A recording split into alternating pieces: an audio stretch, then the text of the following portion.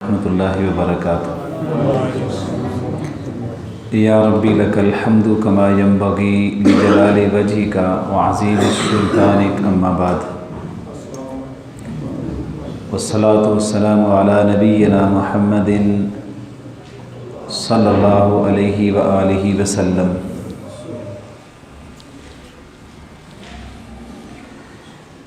قال اللہ تبارک و تعالی فی کلامہ المجید، یا ایھا الذین آمنوا لا تقدموا بین یدی اللہ ورسولہ واتقوا اللہ ان اللہ سمیع علیم۔ تمام تعریفات خالق کائنات مالک ارض و سما کے لیے، لا تعداد اور بے شمار درود و سلام حضرت محمد الرسول اللہ صلی اللہ علیہ وآلہ وسلم کی ذات اقدس پر۔ انتہائی واجب الاحترام میرے عزیز ساتھیوں اور قابل قدر ماؤں اور بہنوں، نصیحت کے طور پہ اور اپنی ذاتی تربیت کے لیے چند ایک باتیں ہیں جن کا دراصل تعلق تو سیرت النبی صلی اللہ علیہ وآلہ وسلم کے ساتھ ہے، اور اس کے اندر سے پھر مجھے جو خصوصی طور پہ عنوان دیا گیا ہے، جو اشتہار پہ بھی آپ نے دیکھا ہوگا، محبت ہو تو ایسی ہو۔ میں کوشش کروں گا کہ اسی حوالے سے ہی چند ایک باتیں آپ احباب کے سامنے عرض کروں، اور امید کرتا ہوں کہ وہ بالکل آسان اور عام فہم باتیں ہوں، اور اس میں ہمارے کرنے اور ہمارے لیے جو ضروری کام ہیں اس کی سمجھ اگر ہمیں آ گئی تو مجھے امید ہے کہ آج کی آپ کی مجلس اللہ نے قبول فرما لی تو ہمارے لیے راہ نجات بن سکتی ہے۔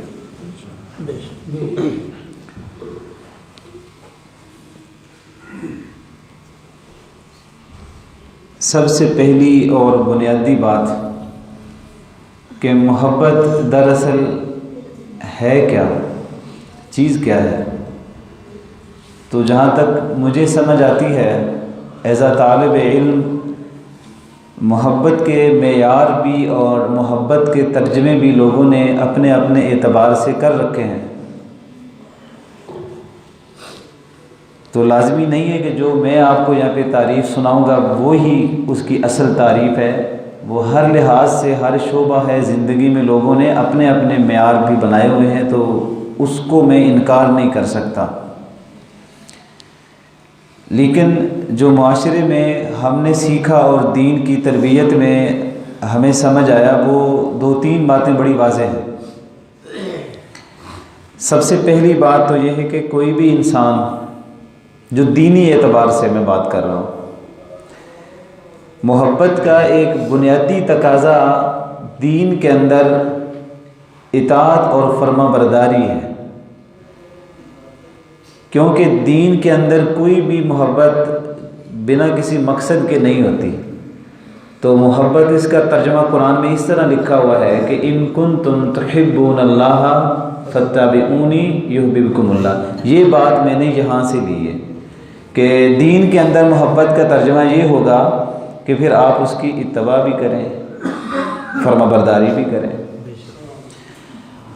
اور دوسری، محبت اس لیے ضروری ہے کہ آپ کسی چیز کو اس لیے پسند کریں کہ وہ آپ کی آنے والے وقت میں، موجودہ بھی ہو سکتا ہے لیکن میں آنے والے وقت کی بات کر رہا ہوں، کہ وہ آنے والے وقت میں آپ کو کسی مشکل سے، پریشانی سے، دکھ، تکلیف، غم، الجھن، ان چیزوں سے آپ کو نکالے اور آپ کے لیے آسانیاں پیدا کرے، تو آپ اس چیز سے پھر محبت کریں گے۔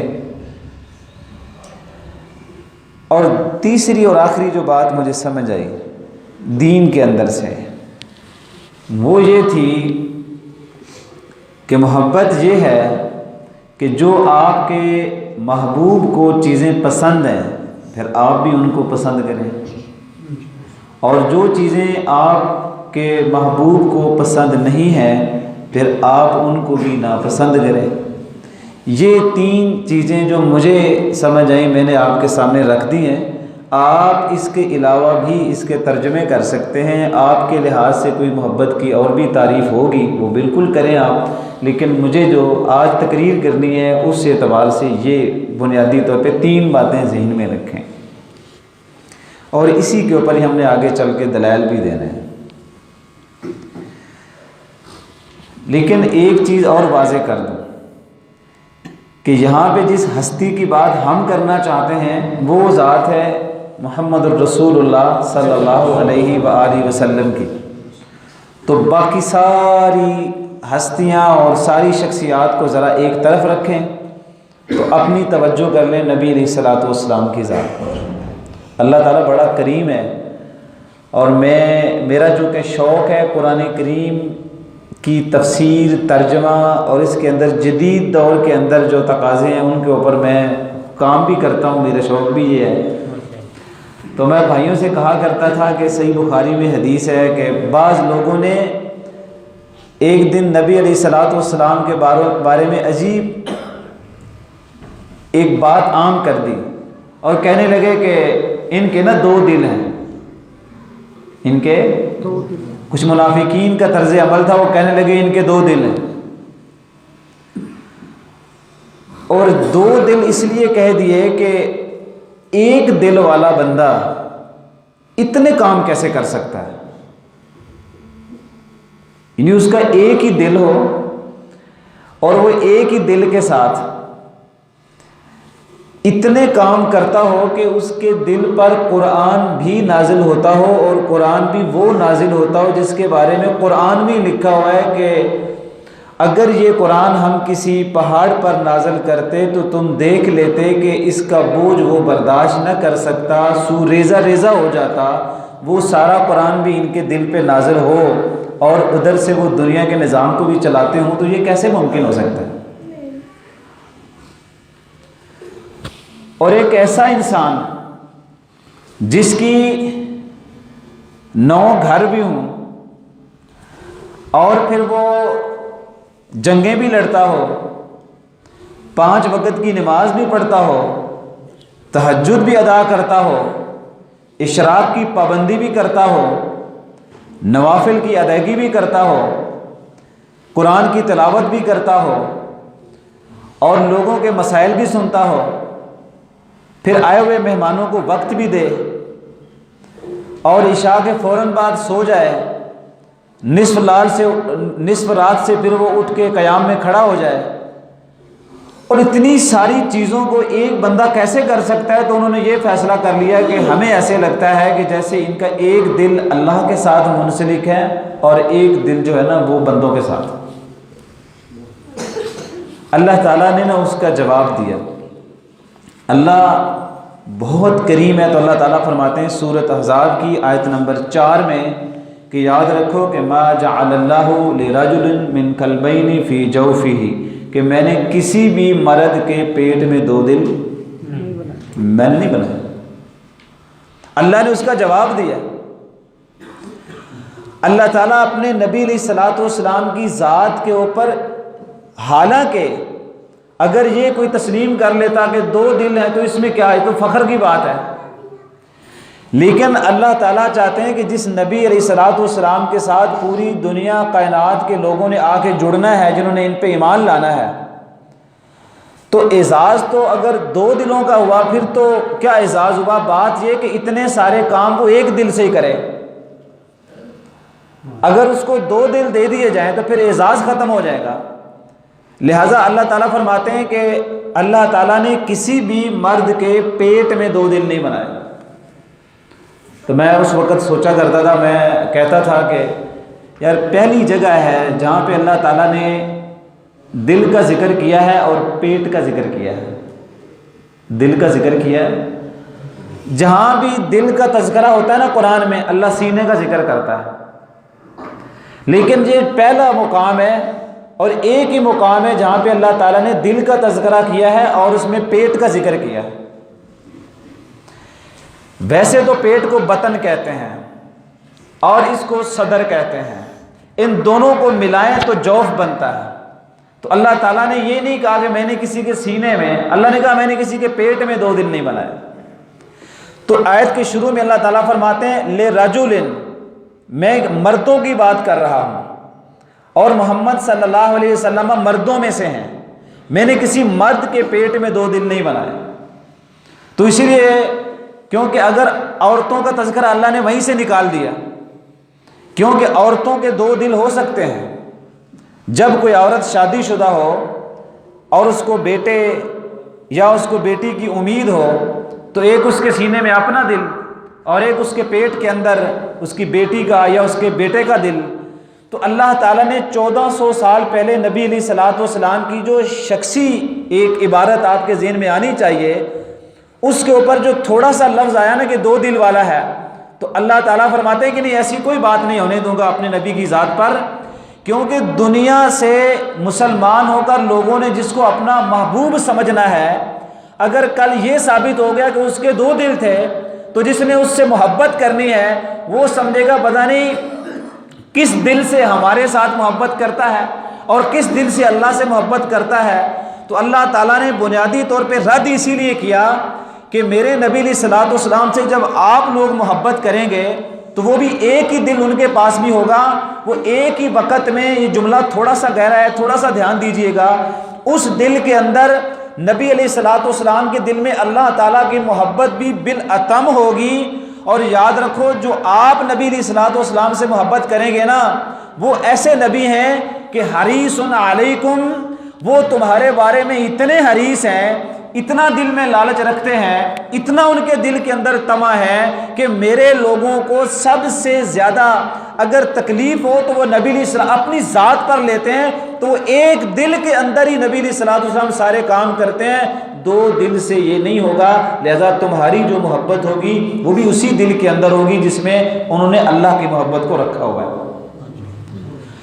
تو ہمارا تو بنیادی اسی لیے کہا گیا کہ لا یؤمن احدکم حتی اکون احب الیہ من والدہ وولدہ والناس اجمعین، کہ وہ کوئی بندہ مومن ہو ہی نہیں سکتا، کوئی بندہ مومن ہو ہی نہیں سکتا جب تک وہ نبی علیہ الصلوۃ والسلام سے اس درجے کی محبت کرے کہ اپنے والد سے بڑھ کر، اپنی اولاد سے بڑھ کر، اپنے تمام لوگوں سے بڑھ کے، ایک سند میں آتا ہے من مالہ، اور اپنے مال سے بڑھ کر جو نبی علیہ الصلوۃ والسلام سے محبت نہیں کرتا وہ یہ ذہن بنا لے اپنا کہ اس کا نبی علیہ الصلوۃ والسلام کے اوپر وہ جو ایمانی کیفیت ہے نا وہ اس کی نہیں بنی۔ اور ایمان کہاں پہ ہوتا ہے؟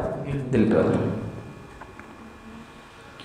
تو سب سے پہلے تو اپنا یہ عقیدہ اور منہج بنا لے کہ یہ محبت وہ ہے جس کا تقاضا تم سے کیا گیا ہے، یہ محبت وہ جس کا آج تذکرہ کرنا ہے، یہ وہ محبت ہے جس کو اللہ کے نبی نے ایمان کا درجہ قرار دیا ہے۔ دنیا میں کوئی محبت ایسی شاید نہیں ہوگی اللہ اس کے رسول کے علاوہ جس کو ایمان کا درجہ مل گیا ہو، صرف یہ واحد محبت ہے جس کو نبی علیہ الصلوۃ والسلام نے ایمان کا درجہ دیا ہے، ایمان کا۔ اس لیے یہ عنوان جو آج آپ کے سامنے رکھا گیا ہے، ایک دوسری روایت میں آپ کے سامنے بیان کرتا ہوں کہ یہ چیز واضح کرنے کے لیے کہ صرف یہ بات انسانوں کی حد تک محدود نہیں ہے، یہ چیز انسانوں کی حد تک محدود نہیں ہے۔ آپ ایک عجیب روایت سنیں گے، میں بھی اگر آپ نے سنی ہے تو بہت اچھی بات ہے، لیکن یاد دہانی کے لیے سن لیں، یہ بھی صحیح بخاری کی ہے۔ آپ علیہ الصلوۃ والسلام نے ہجرت کی اور یثرب چلے گئے۔ یثرب کا نام ابھی تک تبدیل نہیں ہوا تھا، یعنی مدینہ تو نبی نہیں رکھا گیا تھا، یثرب ہی تھا ابھی، اور چند دن ہی ہوئے تھے آپ کو وہاں پہ تشریف لے کے گئے ہوئے تھے۔ تو ایک آدمی تھا، اس نے اپنی بکریوں کا ریوڑ نکالا، تو وہ جہاں پہلے لے کے جاتا تھا نا وہ وہیں اس طرف نکل گیا، اور جب وہ جھاڑیوں کے پاس سے کہیں گزرا تو ادھر سے بھیڑیا آیا تو اس کی ایک بکری اٹھائی اور بھاگ گیا۔ یہ صحیح بخاری میں ایسا ہی ہے۔ تو وہ بندہ اپنے ریوڑ کے خیال کی وجہ سے اس کے پیچھے دوڑتا رہا، کافی دوڑنے کے بعد جا کے نا اس نے، بھیڑیا انتہائی طاقتور درندہ ہے، لیکن مالک نے جا کے اس سے اپنی بکری چھین لی۔ جب اس نے بکری چھینی تو یہاں قابل توجہ بات یہ ہے کہ وہ جو بھیڑیا تھا اس نے اپنی جو دم تھی نا اس کو راؤنڈ شیپ میں رکھا اور پھر اس کے اوپر بیٹھ گیا، اور بیٹھنے کے بعد اس نے کہا الا تتق اللہ اتنزع رزقا مما ساقہ اللہ الیہ، تجھے اللہ تعالیٰ سے ڈر نہیں لگتا؟ تم نے مجھ سے وہ رزق واپس چھین لیا ہے جو میرے رب نے میری طرف دھکیل دیا تھا۔ یکلم کلام الانس، اور وہ ایسے بات کر رہا تھا جیسے کوئی انسان کسی انسان سے ہم کلام ہوتا ہے۔ یہ جو چروایا تھا اس کو تو تعجب ہو گیا کہ زیمن، ایسا بھیڑیا، مقنع علی ذنبہ، اپنی دم پر بیٹھا ہوا ہے، اور یکلم کلام الانس، اور گفتگو ایسے کر رہا ہے جیسے کہ انسان اپنی زبان سے ہم کلام ہوتا ہے۔ تو بھیڑیے نے فوری طور پہ ایک اور جواب دیا، اس نے کہا الا تعجبی، کیا تجھے بہت تعجب ہو رہا ہے کہ میں تجھ سے کلام کر رہا ہوں انسانوں کی طرح؟ الا اخبرک باعجب من ذلک، میں تجھے اس سے بھی بڑی خبر دیتا ہوں، اس سے بھی زیادہ میں بھیڑیا بات کر رہا ہوں تو یہ کوئی بڑی تعجب والی بات نہیں ہے۔ الا خبردار، اخبرک باعجب من ذلک، جو یہاں طالب علم بیٹھے وہ جانتے ہیں باعجب، اس سے بھی زیادہ تعجب والی بات میں تجھے بتاتا ہوں کہ محمد صلی اللہ علیہ وسلم، محمد بیسرب یخبر بما قد سبق، آپ کو علم ہی نہیں، تم سارا دن بھیڑ بکریاں لے کے ریوڑ لے کے گھومتے رہتے ہو، تجھے علم ہی نہیں ہے کہ یسرب میں محمد صلی اللہ علیہ وسلم آ چکے ہیں، آپ کو ان سے بھی کبھی ملنا چاہیے، وہ تجھے وہ خبریں دیں گے جو پہلے گزر چکی ہیں۔ اچھا، اس بندے کو پہلا تعجب تھا تو پھر اور تعجب ہو گیا، یہ گھر کی طرف دوڑا، ریوڑ اٹھایا اور جا کے اپنے گھر کی ایک کونے میں جہاں وہ رکھتا تھا وہاں رکھا، دوڑتا ہوا یسرب پہنچ گیا۔ جب یسرب کی شہر کے اندر گیا تو اس نے کہا مجھے بتاؤ یہاں کوئی نبی ہے، رسول؟ تو لوگوں نے کہا جی جی بالکل بالکل، کہا ان سے ملنا ہے۔ فوری طور پہ جا کے اسے پتہ چلا فلاں جگہ پر ہے، تو وہاں پہنچ گیا۔ جب وہاں پہنچا تو ملاقات کی اور پورا قصہ سنایا جو اس کے ساتھ ہوا تھا، جو میں نے ابھی آپ کو سنایا۔ آپ علیہ الصلوۃ والسلام نے فرمایا اٹھ کھڑا ہو جا، اور جتنے صحابہ کرام ادھر قریب قریب ہیں نا ان سب کو بلا لے، اور جیسے تو نے مجھے سنایا نا یہ قصہ اسی طرح میرے ان ساتھیوں کو سنا۔ جب صحابہ کرام کو یہ قصہ اس آدمی نے سنایا، آپ ساتھ ہی کھڑے تھے، آپ نے فرمایا میں محمد صلی اللہ علیہ وسلم اس بات پر ایمان لاتا ہوں کہ بھیڑیے نے اس سے بات چیت کی، اور میں ہی نہیں بلکہ ابو بکر و عمر رضی اللہ عنہما وہ بھی اس بات پر ایمان لاتے ہیں کہ بھیڑیا اس سے ہم کلام ہوا۔ اب مجھے بتائیں، یہ حدیث اور روایت تو یہاں پہ ختم ہو گئی، میں نے اس میں جو سبق سیکھا اور جو میں آپ سے عرض کرنا چاہتا ہوں وہ یہ ہے کہ نبی علیہ الصلوۃ والسلام کی محبت کے بارے میں انسان اگر کچھ سوچتا ہے تو فطری سی بات لگتی ہے کہ انسان کے بارے میں محبت سوچتا ہے، لیکن نبی علیہ الصلوۃ والسلام کی ہستی ایک ایسی ہستی ہے کہ اللہ تعالیٰ نے ان کی محبت کو جانوروں کے دلوں میں ڈالا ہوا ہے، اور ان کی محبت یا ان کی ذات کے بارے میں یا ان کی سیرت کے بارے میں یا ان کے کردار کے بارے میں یا ان کی شان اور مقام اور منقبت کے بارے میں وہ تو بھیڑیا بھی جانتا ہے۔ اور اس میں ایک بڑی سخت بات ہے جو میں کرنے جا رہا ہوں کہ آج کی دنیا میں جب میں ایک انسان کہتا ہوں کہ تم آ جاؤ میرے فرقے کی طرف، اور تم آ جاؤ میرے کسی بڑے کی طرف، اور تم آ جاؤ کہ میری تم تقلید کر لو، میں جب یہ کہتا ہوں تو مجھے 1000 بار یہ سوچنا چاہیے کہ مجھ سے تو 1000 گنا بہتر تو وہ بھیڑیا رہا کہ جس کو یہ پتا تھا اگر کسی انسان کی رہنمائی کرنی ہونا تو وہ محمد صلی اللہ علیہ وسلم کی طرف کرنی چاہیے۔ اس نے بھی دعوت کا کام کیا، لیکن اس نے کسی اور ذات کی طرف نہیں بلایا، اس نے بھی کہا محمد صلی اللہ علیہ وسلم سے ملا کرو، وہ تجھے وہ خبریں دیں گے جو گزر چکی ہیں۔ تو ان کی محبت کے اوپر میں کیا بات کروں گا جس کی محبت کو اللہ تعالیٰ نے یوں رکھا ہوا ہے، یا ان کی محبت کے بارے میں کتنا بیان کر سکتا ہوں کہ جو پہاڑ کے اوپر بیٹھ کے بھی کہہ دینا کہ تجھے پتہ نہیں ہے کہ تیرے اوپر آج محمد صلی اللہ علیہ وسلم بیٹھے ہوئے ہیں، صدیق بیٹھا ہوا ہے اور عمر بن خطاب اور عثمان بیٹھے ہوئے ہیں اور تو حرکت کر رہا ہے، اگر پہاڑ کو یہ آواز دینا تو آپ اندازہ کریں کہ وہ پہاڑ جو اس پہ زلزلہ آتا تھا نا پھر مڑ کے زندگی میں اس پہ زلزلہ نہیں آیا۔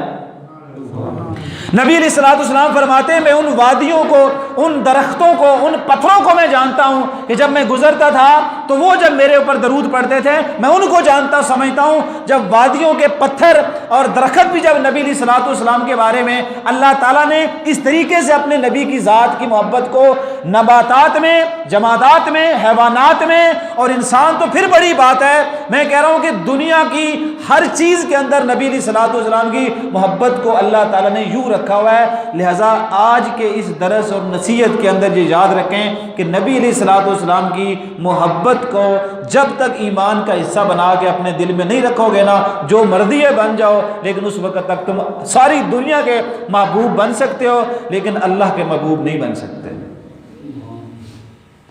اللہ کا محبوب بننے کے لیے نبی علیہ الصلوۃ والسلام کی محبت تو شرط اول ہے، اور اس شرط اول کو ایک لمحے کے لیے بھی ختم نہیں کیا جا سکتا، ایک لمحے کے لیے بھی ختم نہیں کیا جا سکتا. ایک لمحہ کیا ہوتا ہے کہ انسان آنکھ بند کرے اور کھولے، اور یہ میکرو سیکنڈ کے حساب سے بھی اگر تم کھولو گے بند کرو گے نا، اتنی دیر کے لیے بھی وہ محبت آپ اپنے دل سے نہیں نکال سکتے. نبی علیہ الصلوۃ والسلام بیٹھے ہوئے تھے تو آپ نے فرمایا، ایک عورت نے پیغام بھیجا، یہ صحیح بخاری کی حدیث ہے. اس نے کہا حضور میں لکڑی کا کاروبار کرتی ہوں. عورت نے کہا آج اگر کوئی ایسا بات کرے نا اس معاشرے میں جو بڑا جدید معاشرہ ہے اور بڑا روشن خیال بھی ہے، تو لوگ کہیں گے عورت ذات ہو کے لکڑی کا کاروبار کر رہی ہے. تو میں تو آپ کو نبی علیہ الصلوۃ والسلام کے دور کی ایک تاجرہ عورت کی بات بتا رہا ہوں. اس نے کہا کہ لکڑی کا میرا کاروبار ہے، فرنیچر بناتے ہیں ہم لوگ، تو میرے پاس ایک بڑا زبردست کاریگر آیا. آپ نے فرمایا اچھا تو پھر کاریگر کے کیا کرنا ہے؟ تو اس نے کہا میں چاہتی ہوں کہ میں آپ کو نا گفٹ کروں کوئی چیز، تحفہ بنا کے. تو آپ خود ہی بتائیں کہ میں کیا چیز آپ کے لیے بناؤں اور میں آپ کو وہ ہدیۃً دوں، صدقہ تو آپ لیتے نہیں ہیں. آپ علیہ الصلوۃ والسلام نے فرمایا اچھا چلو مجھے اگر کوئی تو نے گفٹ کرنا ہی ہے نا تو مجھے ممبر بنوا دیں، مجھے مسجد نبوی کے لیے ممبر بنا کے دے. پہلے ایک تنا ہے وہاں پہ کھجور کا، تو اس کے سہارے کھڑا ہو کے میں درس، تقریر، نصیحت، خطبہ دیتا ہوں، تو چلو ممبر ہو جائے گا تو اس پہ بیٹھ کے پھر لوگوں کو نصیحت کرنے کا موقع ملے گا، تجھے بھی اجر ملے گا، تیرا تحفہ ہدیہ بھی قبول ہو جائے گا. اس میں بہت ساری حکمتیں ہیں لیکن میں ادھر نہیں جانا چاہتا. اس نے کہا جی ٹھیک ہے. اس نے بڑا زبردست قسم کا ایک ممبر بنوایا اور اگلے کچھ چند دنوں کے اندر اس نے وہ ممبر مسجد نبوی میں بھجوا دیا. جب ممبر رکھا گیا نا تو صحیح بخاری کے الفاظ ہیں کہ آپ اس ممبر پہ جا کے پہلی بار جب آپ تشریف فرما ہو نا، پہلی بار، اور لوگوں کو نصیحت کرنے لگے تو مسجد کے اندر سے نہ رونے کی آواز آئی، اور رونے کی آواز بھی ایسی آئی جیسے کوئی بچہ روتا ہے. صحابہ کرام رضوان اللہ اجمعین دیکھنے لگے یار مطلب کوئی دائیں بائیں ایسا مسئلہ تو نہیں ہے، تو باوجود اس کے کہ کوئی مسئلہ نہیں ہے اور پھر بھی رونے کی آواز آ رہی ہے. تو نبی علیہ الصلوۃ والسلام نیچے اترے اپنے ممبر سے، وہ جو پرانا تنا تھا نا کھجور کا، اس کے اوپر جا کے آپ نے ایسے اپنا دست شفقت رکھا تو مسجد کے اندر بالکل خاموشی ہو گئی. پھر آپ نے وہیں پہ کھڑے ہو کے فرمایا کہ دیکھو یہ جو تنا تھا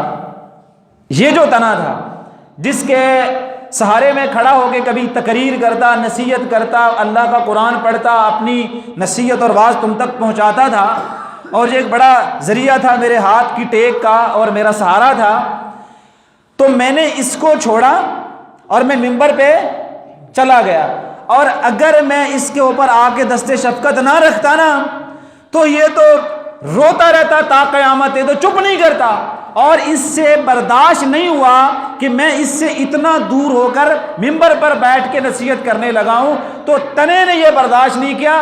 اللہ تعالیٰ نے کتنا فطری طور پہ ایک تنا جس کا سبز بھی نہیں ہے اور خشک ہے اور تر بھی نہیں ہے، کھجور کا ہے اور کوئی پیدا بھی اوپر نہیں ہو رہا، شاید اس کی کوئی بڑی جڑ بھی نہیں ہوگی، لیکن اس کے اندر بھی یہ احساس میرے رب نے رکھا ہوا ہے کہ تم نبی علیہ الصلوۃ والسلام کی عقیدت، محبت، یہ ساری کی ساری چیزیں اس تنے میں موجود تھی. اگر آج کسی 6 فٹ کے انسان کے اندر اور وہ دعویٰ بھی کرے کہ لا الہ الا اللہ محمد الرسول اللہ، اور پھر وہ یہ کہے کہ میرا دل ساری محبتوں سے بھرا ہوا ہے، محرم و غیر محرم سے اور دنیا کی لذتوں سے اور دنیا کی نعمتوں سے دل اس کا بھرا ہوا ہو، لیکن اس کے اندر اگر نبی علیہ الصلوۃ والسلام کی وہ حقیقی محبت نہ ہو، جس کے اگلی بات میں کرنے جا رہا ہوں، وہ محبت اگر نہ ہو تو آپ سمجھ لیجئے گا وہ ساری منافقت بھر کے بیٹھا ہوا ہے۔ وہ ایمان میں تب تبدیل ہوگی جب وہاں پہ نبی علیہ الصلوۃ والسلام کی محبت ہوگی۔ آپ تشریف فرما تھے، آپ کے جتنے معجزات ہیں ان سارے معجزات میں یہ بات بڑی واضح طور پہ لکھی ہوئی ہے، اور میں اپنے تئیں تو سمجھانے کی کوشش کرتا ہوں اپنے آپ کو بھی، اور آپ بھائیوں کو بھی، پتہ نہیں وہ آپ کو کیسا لگتا ہے۔ آپ نے قصہ سنا ہوا ہے، ایک اونٹ آیا تھا اور وہ روتا ہوا آیا تھا، یہ آپ کو لگتا ہے نا یہ معجزہ تو ہے، اس کو تو سبھی معجزہ مانتے ہیں اور یہ معجزہ ہی ہے بھی، اس میں کوئی دوسری رائے نہیں، دوسری بات ہی نہیں ہے۔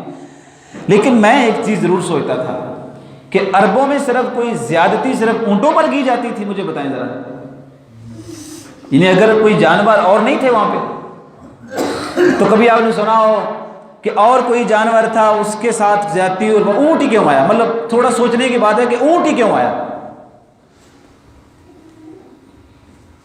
اونٹ کے بارے میں آپ کو بتاتا ہوں تھوڑا سا، بس اس میں تھوڑا ٹائم لگے لیکن بات آپ کو سمجھ آ جائے گی۔ سورۃ النساء کی جو پہلی آیت کریمہ اس کے آخر میں ایک جملہ ہے حوبن کبیرہ، حوب ہا حلوے والا اور باؤ اور با الف با، یہ عربوں کی جو لغت ہے نا اس میں اگر آپ دیکھیں تو آپ کو تعجب ہوگا، حوب اصل میں اس اونٹ کو کہتے ہیں جو پاگل ہو جائے اور اپنے مالک کے ستانے کی وجہ سے یا کسی مرض کی وجہ سے اور وہ لوگوں کو کاٹنے لگ جائے، تو وہ لوگوں کو کاٹے گا تو مجھے بتائیں اگر ایک مجمع ہو اور مجمع میں اونٹ پاگل ہو کے آ جائے، مجھے بتائیں وہاں لوگ کھڑے رہیں گے؟ اللہ تعالیٰ نے سورۃ النساء کے اندر کہا کہ تم اپنے معاشرے میں یتیموں کا، غریبوں کا، سب کا حق ادا کرو، تم ایک ہی ماں باپ سے، تم آدم علیہ الصلوۃ والسلام اور ماں حوا سے تمہاری نسل پھیلی ہے، اور تم اپنے اپنے لوگوں کے حق ادا کرتے رہو۔ اگر تم ایسا نہیں کرو گے نا تو حوبن کبیرہ، یہ بہت بڑا گناہ ہو جائے گا۔ کیا مطلب؟ اس سے تمہارا معاشرہ ٹوٹ جائے گا، منتشر ہو جائے گا۔ اور وہاں پہ حوبہ اس لیے کہا گیا کہ اس اونٹ کی طرح تمہارا معاشرہ ہو جائے گا کہ اگر وہ اونٹ اس طریقے سے حملہ کرے تو لوگوں کو پتہ ہی نہیں چلے گا ہم نے کدھر جانا ہے، کوئی دائیں بھاگے گا، کوئی بائیں بھاگے گا، کسی کو ٹھوکر لگے گی، کوئی منہ کے بل گرے گا، کوئی کمر کے، اور کسی کا ہاتھ ٹوٹے گا، کسی کا بازو ٹوٹے گا، کسی کی ٹانگ ٹوٹے گی، نقصان ہوگا۔ اونٹ زندگی کے اندر آپ نے کبھی دیکھا نہیں ہے، اونٹ ایسی چیز جسے اللہ تعالیٰ قرآن میں کہتے ہیں، ساری چیزیں اور بھی تھی جو اللہ نے پیدا کی۔ اللہ فرماتے ہیں افلا ینظرون الی الابل کیف خلقت، کیا تم نے کبھی دیکھا نہیں ہے ہم نے اونٹوں کو کس طریقے سے پیدا کیا؟ اس کی تو تخلیقی فطرت کے تو عین مطابق ہے، لیکن فہم اور سمجھ میں جو سمجھدار یہاں پہ لوگ بیٹھے ہوئے نا سوچ میں پڑ جائیں گے اتنا بڑا قداور اور کیسے کیسے اللہ تعالیٰ نے اس کا نظام رکھا ہوا ہے۔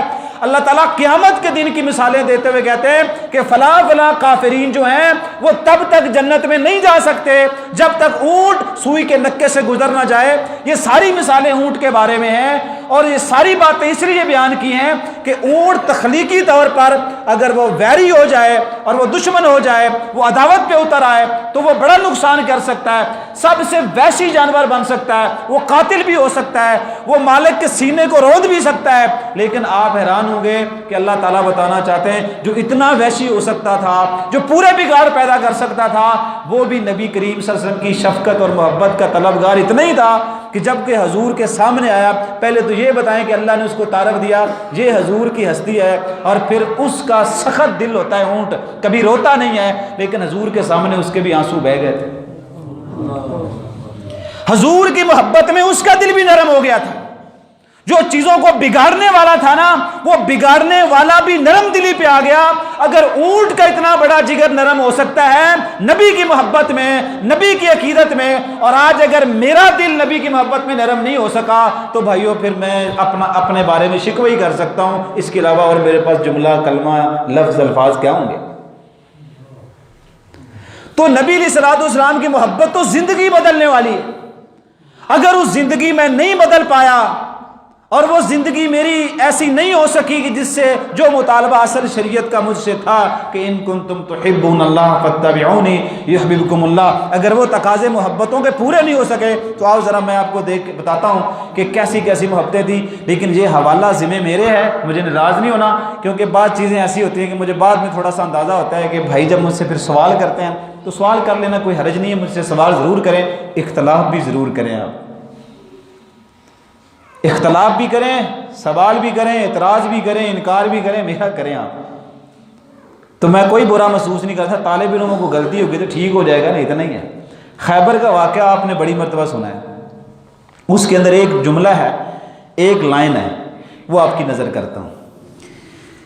خیبر ایک ایسا واقعہ ہے، اگر آپ کے علم میں ہے تو آپ مطالعہ ضرور کریں خیبر کے بارے میں، کہ خیبر کا ابھی 2015-16 اور یہ 2020 اس دورانیے میں 3-4 احتجاج ہوئے اسرائیل میں، اور انہوں نے اپنے بچوں کو ساتھ کھڑا کر کے خیبر کی عبارتیں لگا کے کہا کہ بیٹا ہم نے خیبر واپس لینا ہے. کون کہہ رہے ہیں؟ یہودی کہہ رہے ہیں ہم نے خیبر واپس لینا ہے. کیوں؟ اس لیے کہ جب سے خیبر ہمارے ہاتھوں سے گیا ہے نا، تب سے ہم دنیا کے اندر رسوا ہوتے جا رہے ہیں، ہماری تو پناہ کوئی نہیں ہے، تو ہم نے خیبر واپس لینا. ان کو پتہ ہے خیبر کی کیا اہمیت ہے جن کو وہاں سے نکالا گیا. اور ہم بھی خیبر کے واقعے کو سیدنا علی کرم اللہ واجو تک ہی سنتے ہیں، ادھر ہی سناتے ہیں، ادھر ہی ختم بھی کر لیتے ہیں. لیکن تھوڑا سا اس میں سبق ہے، وہ بھی لے لیں. سیدنا علی رضی اللہ عنہ فرماتے ہیں آپ نے جب صبح مجھے بلایا، میں حاضر ہوا تو میری آنکھیں خراب تھی، آپ نے لعاب ڈالا سو ٹھیک ہو گئی. آپ نے مجھے جھنڈا دیا اور مجھے کہا کہ آپ نے حملہ کرنا ہے، اور 3-4 بڑی ضروری باتیں ہیں، وہ باتیں آپ نے بتائیں. ان میں سے ایک بات یہ تھی کہ ان کے کسی راہب، کسی عبادت گزار آدمی پر آپ نے تلوار نہیں اٹھانی، اور کسی بچے اور کسی خاتون کو اس تلوار کی زد میں نہیں لانا، اور جو تم سے نہیں لڑتے ان سے مت لڑنا. اور ان کی جو عبادت گاہیں بنی ہوئی ہیں یہاں پہ چھوٹی چھوٹی، ان عبادت گاہوں کو ڈائریکٹ جا کے اگر وہ تمہارے خلاف استعمال نہیں کرتے ان کو مت گرانا. اور بھی 1-2 باتیں تھیں، لیکن ایک جملہ یہ بھی ہے اس عبادت میں کہ جب تم اس لڑائی کے لیے چل پڑو، جب تم اس کے لیے چل پڑو پھر پیچھے مڑ کے مت دیکھنا. یہ جملہ ہے میں جس ذمہ داری کے ساتھ کر رہا ہوں.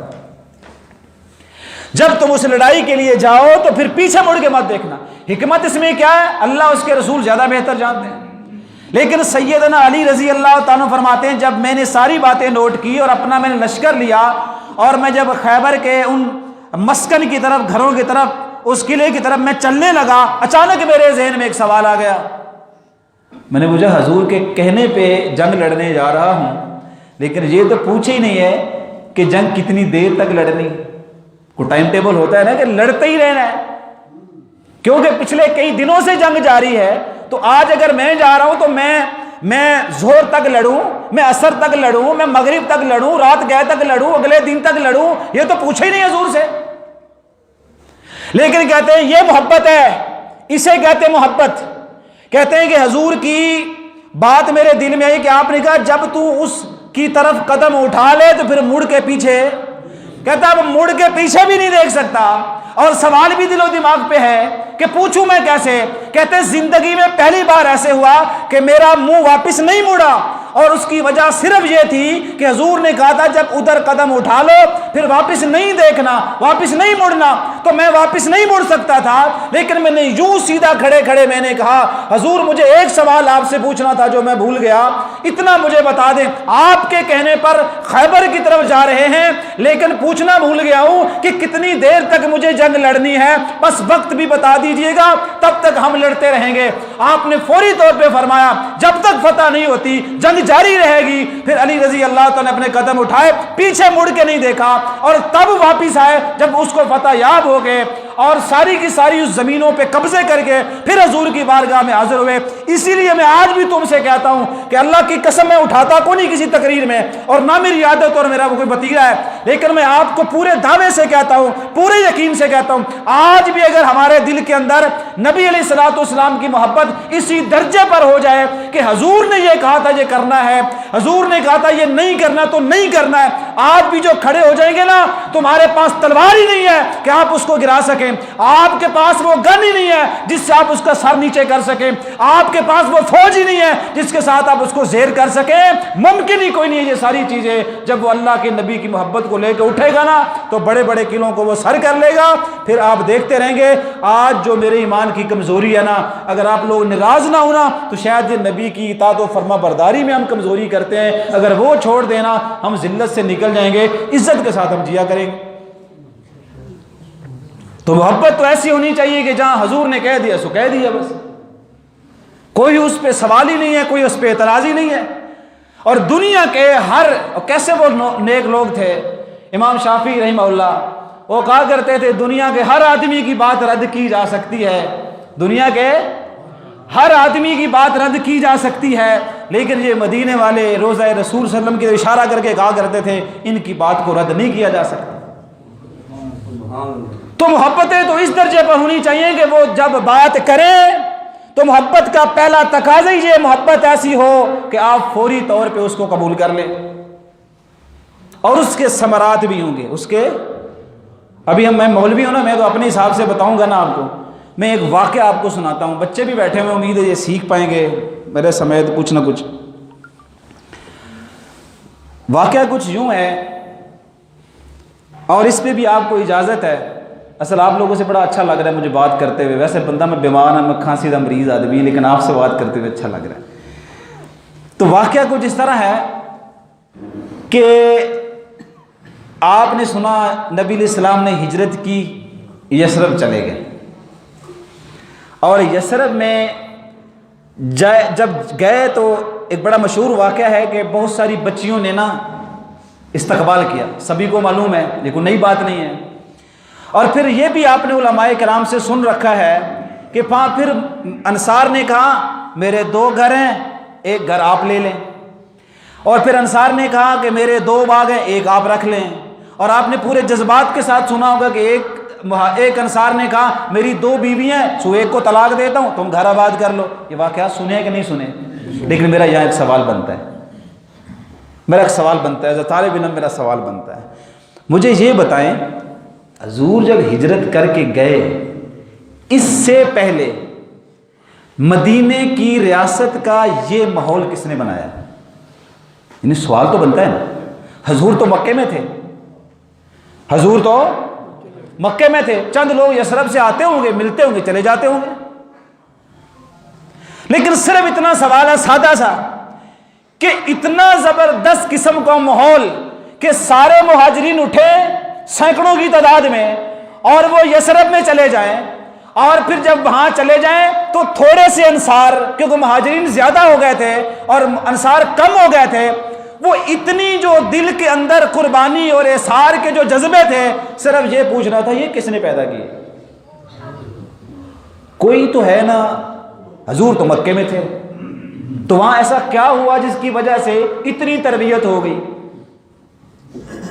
تو اس پر میں آپ کو تھوڑا سا گائیڈ کرنا چاہتا ہوں، اور یہ بھی کہ آج میں آپ کو بتاؤں گا اس علم کے مطابق جو قرآن و حدیث سے ہے کہ مدینے کی ریاست کا جو پہلا بنیادی پتھر ہے نا، میں اس کا ذکر کرنے جا رہا ہوں، اور یہ میں محبت سے آپ سے کروں گا، اور شاید اس کے اینڈ تک بات ہماری ختم ہو جائے گی۔ وہ ایک ایسا تھا جس نے نبی علیہ الصلوۃ والسلام سے محبت کی، اور وہ محبت میں کہتا ہوں محبت ہو تو پھر ایسی ہو جیسے اس نے کی، اور پھر اس نے مدینے کی ریاست کو قائم کیا نبی کے آنے سے پہلے۔ نبی کریم کے علیہ الصلوۃ والسلام کے وہاں پہنچنے سے پہلے وہ پوری ریاست کو پورے طریقے سے بنا چکا تھا۔ بنا ریاست کے قربانیاں کون دیتا ہے؟ بنا کسی تربیت کے اپنا گھر کون دیتا ہے؟ بنا کسی تربیت کے اپنے باغ کون تقسیم کرتا ہے؟ بنا کسی اس تربیت کے اور بنا کسی اس محبت کے کون کہتا ہے میں اپنی بیوی کو طلاق دیتا ہوں تم مجھ سے نکاح کر لو؟ یہ کیسے ہو سکتا ہے؟ وہ کس انسان کی محنت تھی جس نے بنیادی طور پہ یہ کام کر دکھایا؟ وہ ایک ہی بندہ، مصعب بن نمیر، مصعب بن نمیر رضی اللہ تعالی۔ ہم تو زندگی میں ان کا نام لے کے دل کے اندر محبت عجیب سی ہو جاتی، ایمان بڑھ جاتا ہے۔ وہ سگی ماں تھی، اور میں آپ کو یہ بھی بتاؤں، لوگ کہتے ہیں نا ماں نے کہا کپڑے اتار دے، ہے ایسے ہی، بالکل ایسے ہی، کپڑے اتروا لے۔ لیکن اگر آپ کو یہ لگ رہا ہے نا کہ ماں کو کپڑوں کی بڑی ضرورت تھی، یہ غلط سوچ رہے ہیں ہم۔ میں کہتا ہوں ماں جتنی بھی ظالم ہو جائے نا اپنی اولاد کے کپڑے نہیں اترواتی، لیکن پھر بھی اس نے کپڑے کیوں اتروائے؟ ماں کی فطرت ہے۔ ماں اپنے بیٹے کو شاید گالیاں نہیں دے سکتی، یا اکثر مائیں اپنے بیٹے کو دھکا نہیں دے سکتی یا گریبان نہیں پکڑ سکتی، اتنی محبت کرتی ہیں۔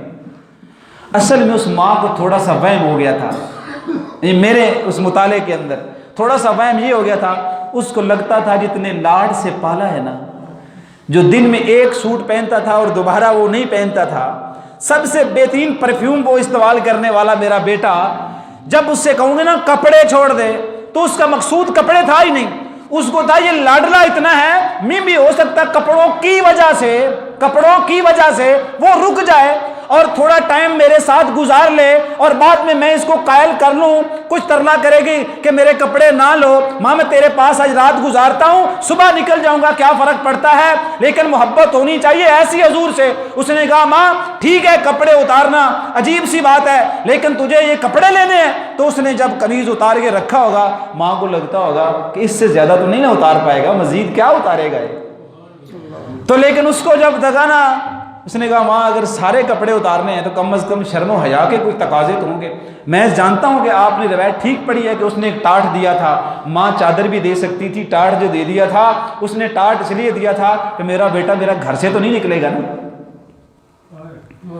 میرا بیٹا گھر سے تو نہیں بیٹھ جائے گا، اگر چادر دوں گی تو دھوتی باندھ کے تو نکل جائے گا۔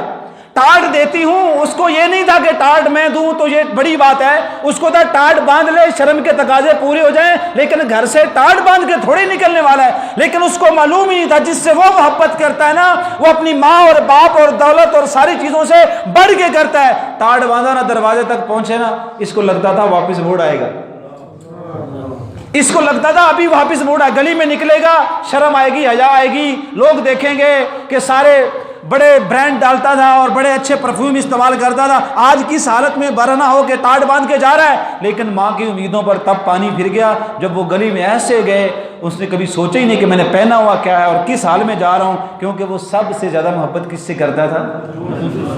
اور ان کی بارگاہ میں جا کے کہا حضور دیکھ لیں آپ، یہ حالت ہے میری۔ تو آپ نے فرمایا تم بیٹھو، اور پھر اس دن سے حضور نے تربیت شروع کر دی۔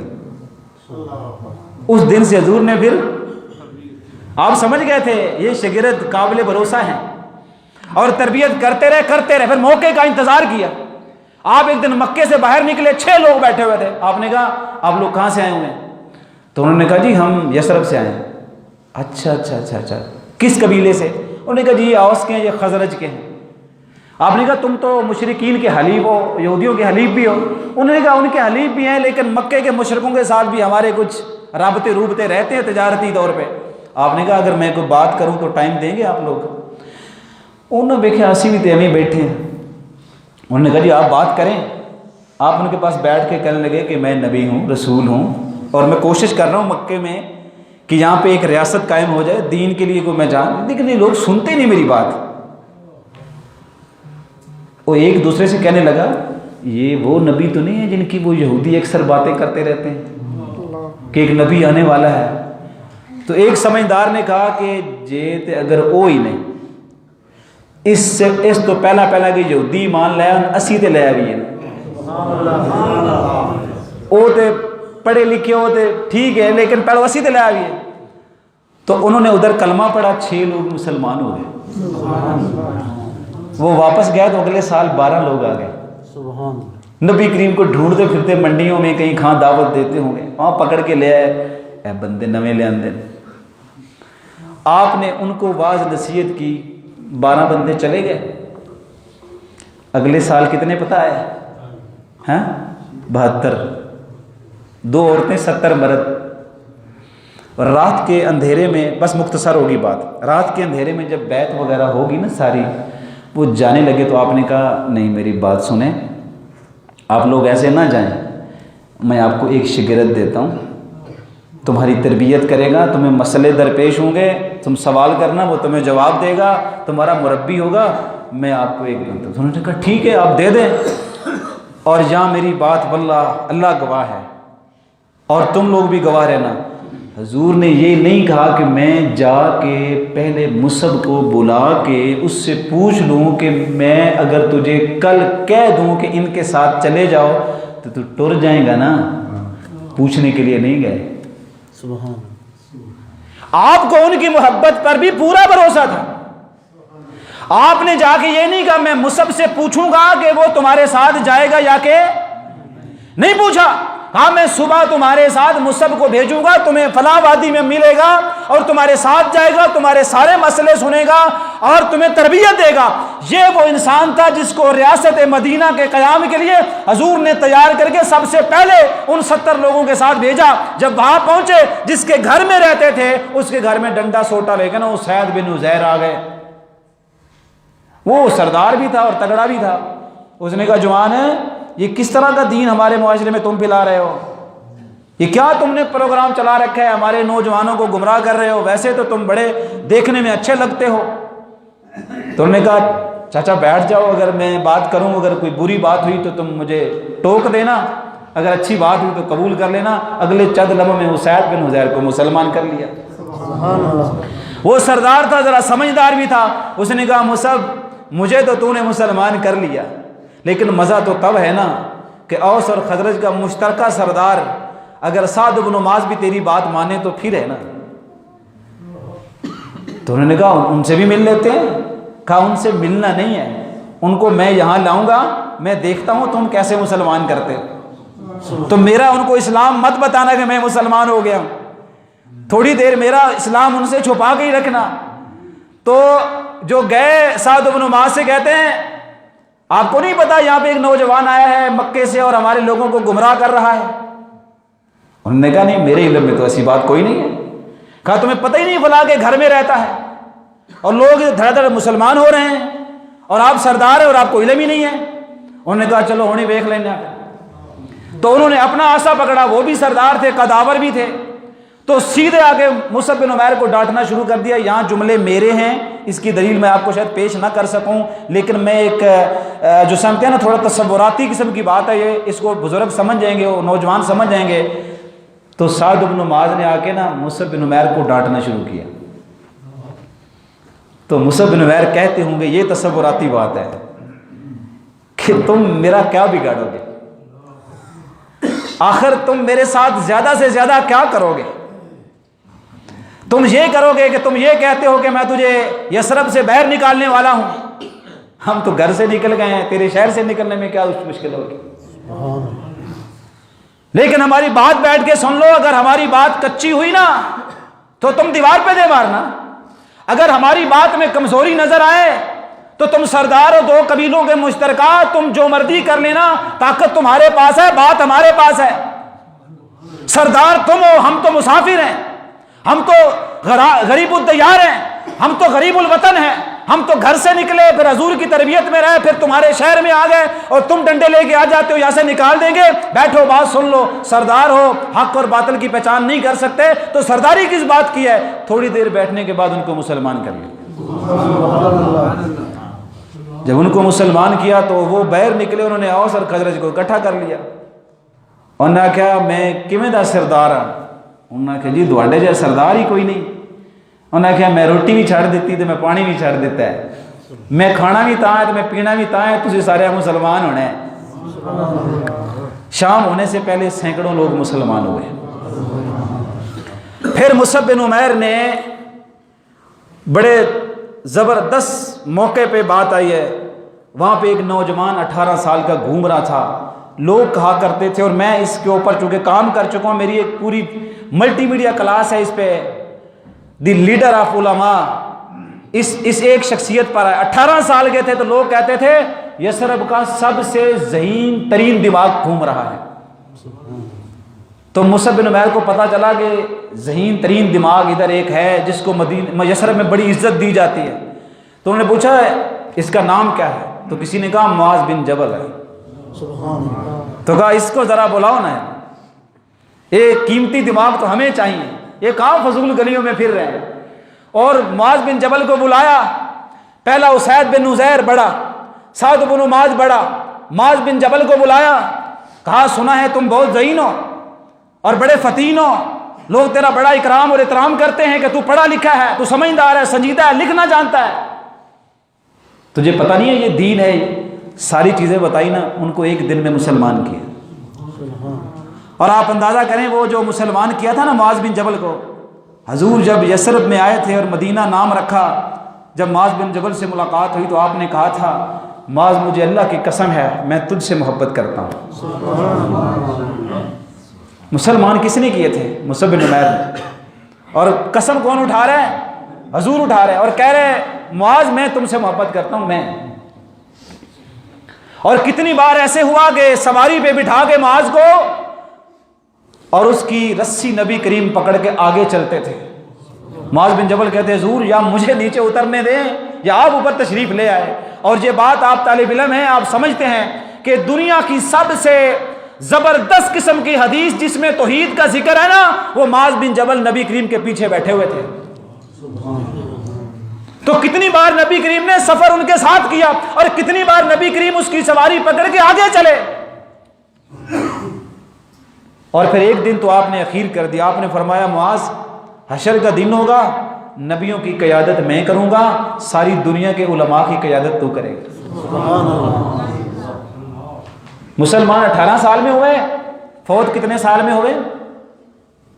38 سالوں میں۔ صرف 20 سالوں میں اتنا مقام ایک طالب علم نے پایا۔ جن لوگوں نے ریاست مدینہ کی بنیاد رکھی، پہلا پتھر تمہیں مصعب بن عمیر ماننا پڑے گا،